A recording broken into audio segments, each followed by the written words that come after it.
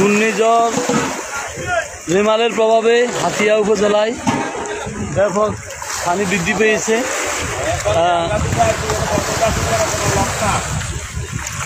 আপনারা দেখছেন ব্যাপক জোয়ার বৃদ্ধি পেয়েছে।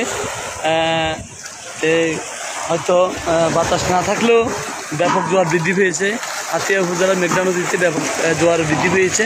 আপনারা দেখছেন জোয়ারের তাণ্ডবে আফাজিয়া বাজার ডুবে যাচ্ছে। আপনারা দেখছেন ঢেউয়ের তাণ্ডবে, প্রচণ্ড ঢেউয়ের তাণ্ডবে রাস্তাঘাট ডুবে যাচ্ছে। দোকানপাটের মালামাল বেশি চলে যাচ্ছে।